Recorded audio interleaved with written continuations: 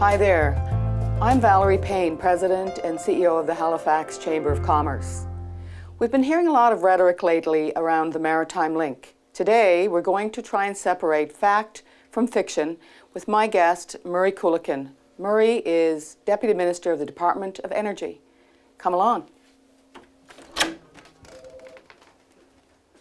Murray, thanks very much for meeting with us today. The purpose of today's discussion is to chat a little bit about the Maritime Link and bring some clarity around a very complex issue, a very complex and important mega project for our community.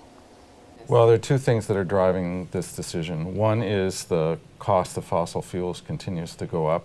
The price of coal has risen dramatically in the last number of years. We've had a huge dependency on coal. It's not sustainable from an economic point of view. The second reason is environmental, that coal has emissions. It has, in particular, greenhouse gas emissions. And the federal government has now put in place regulations that require us to reduce our GHGs from coal, to reduce the amount of coal that we're burning. And so we've got to move now to take advantage of this opportunity so that we can meet those greenhouse gas emission obligations in the least expensive way possible. Mm-hmm. Tell me about the ownership structure of the Maritime Link. Emera is a publicly traded company, the private sector, if you will, and there's been a lot of discussion around Emera putting in $1.5 billion into this project, but at the end having no ownership. Tell me a little bit about that. Well, the important part of this deal is that Emera is buying 20% of the energy for 20% of the capital cost. So in any consideration of this, you have to think about the energy as well as the transmission. So we're really buying energy and a new link between Newfoundland and Nova Scotia. At the end of the 35 years, the ownership of the link goes back to Newfoundland, but we will still have the link there. We'll be able to take advantage of it. Newfoundland will be able to deliver power to us over that link. But again, the deal is 20% of the capital cost of the project in return for 20% of the energy from the project. Why wouldn't we partnership for ownership in the Maritime Link? Emera was interested in a long-term fixed price for a block of clean energy, and this deal delivers that. The long-term ownership of the link is not an advantage for Nova Scotia. We will be able to purchase energy from Newfoundland without any transmission costs after this deal is completed. Newfoundland will be paying for the link and its operating and maintenance costs. We won't be paying for those costs. So we'll have access to the energy without the costs of owning the link. Okay. Tell us a little bit about the role of the Department of Energy. What do they have to do with all of this? First of all, to set energy policy for the province, and the policies we've set in the last number of years have actually helped us to deal with the greenhouse gas emission targets that the federal government has set in a way that is less expensive for Nova Scotians. We've also done an analysis of this project by an independent consultant who's done work for this government, done work for previous governments in Nova Scotia, done work in New Brunswick, throughout the region in New England, has been involved in some issues in Quebec, very expert.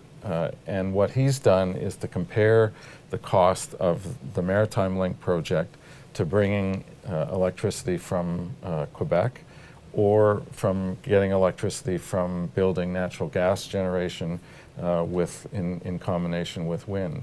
And his conclusion is that the Maritime Link is cheaper than both alternatives, $400 million less expensive than energy from Quebec Hydro, and $1.5 billion less expensive than a local natural gas and wind solution. Having a bit of a hard time understanding the numbers, Emera is projecting that Nova Scotian households on average will be paying $1.50 a month or slightly less than $20 a year towards this project over the next 5 years and be stable or decline after that. If you do the math on that with about 440,000 households in Nova Scotia, that comes up to be around $9 million. What about the other $75 million for that project? when you're doing the math on these projects, it's never simple. It's always complex. Those numbers will be reviewed by the Utility and Review Board at the hearing, and people will have an opportunity to test the assumptions and all that sort of thing. But there are a lot of puts and takes to this. So, what about the reduction in cost because coal is no longer being purchased to generate that power? What about the contributions of other customers, not just the residential customers? So what about the benefits of the market energy that will be available to be purchased at a lower price than the fixed price energy that we're contracted to buy? So there are a lot of different pieces to the equation, and I have the complete confidence that the UARB will be able to test all those numbers, and other interveners will be able to ask questions and test the numbers as well. Let's talk about demand. Detractors say that we won't need the energy in the future, particularly given our ambitious targets for renewable energies, that in fact we will be left in a position with excess power. Based on the power that we're contracted to buy, we don't think that's going to happen, because to reach the greenhouse gas targets, we're going to have to reduce the amount of coal we're burning. It will probably lead to coal plants being shut down completely. So when you're replacing a coal plant, which is a firm source of energy, you need a firm source of energy to replace that. So the calculations that we've done on demand have looked at demand after there have been some reductions in demand in the province because of Bowater closing, for example, and one of the mills at Port Hawkesbury closing. That's been taken into account. And then we stress tested. So what happens if the load is significantly below that? What if the load is significantly above that?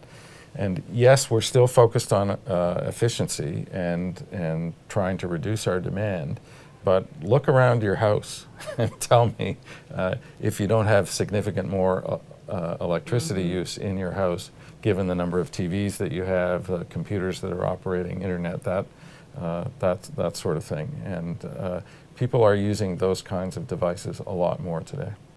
We understand the United States has a goal to become energy independent. What will that mean to us in the future with the Maritime Link?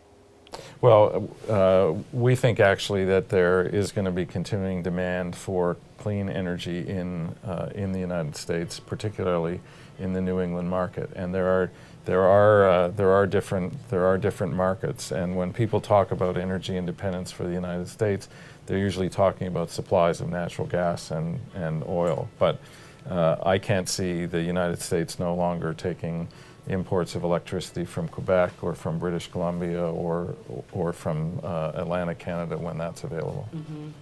So Murray, what happens if this doesn't happen? What if it doesn't proceed? I think if this project doesn't proceed, we're going to be in a difficult place. We're going to have to go back to the drawing board and see what other options are out there. Certainly from our assessment, we'll be in for higher costs than we would be with this project. The other significant advantage that we would lose if this project doesn't go ahead is what I refer to as an energy loop. That at the moment we're at the end of the line in North America, and by connecting Nova Scotia to Newfoundland, Newfoundland to Labrador, Labrador to Quebec, Quebec to New England, to New Brunswick to Nova Scotia, that puts us in an energy loop. And anybody who lives in the city knows the advantages of being in an energy loop. Mm-hmm. So often when the power goes out, it'll come back on in a second. You have to change the clocks. If you're on an electric distribution line, at the end of the line in a rural setting, when the power goes off between you and the source of energy, it's out. There's no loop to help mm-hmm. you. So that loop will give us greater reliability. That loop also means we'll be in the middle of a competitive market between the potential of buying electricity from New Brunswick and Quebec and New England on the one hand, and from Newfoundland on the other. What are the risks for this project? What keeps you up at night? Obviously, anytime you're in a construction project, there are risks with the technology, there are risks with the construction. Because of the nature of the deal, we're only exposed to 20% of the cost overrun risk. So Newfoundland is exposed to 80%. So that limits our risk right there. I think also the company is being very careful to use technology that's been proven in other places. There have been subsea cables of this nature laid in different parts of Europe that are longer and in more difficult situations than we have here. So there are risks, but they've been limited quite well, both by the agreement that Emera has negotiated, but also because of the technology they're using and frankly the skills of the crew that's pursuing the project. And what role can the Chamber of Commerce play? What can its members do, both perhaps in supporting the project or in taking advantage of the opportunities in the future? Well, I think it's really important that the business community understands the energy picture and what's driving the energy decisions that we're taking. The more they understand, the more that they can influence the direction it's going. And I think business people want to know that the electricity is going to be there. I think they're looking for stability in their pricing, and I think the policies we've set out will create more stability. So we're less dependent on fossil fuels, where there isn't stability in price, and more dependent on some of the renewable sources, where once you've made the investment, there's a considerable amount of stability. I think the other thing that's important for the business community is to understand efficiency and how you can save money. I've, through my travels in the province in the last couple of weeks, I'm amazed at the number of businesses that I've run into where they've invested in some energy efficiency with the help of Efficiency Nova Scotia, and they're paying significantly less for their energy today than they were 3 or 4 years ago, in spite of some of the increases we've seen both in the cost of electricity and the cost of diesel as examples. Murray, thanks very much for meeting with us today.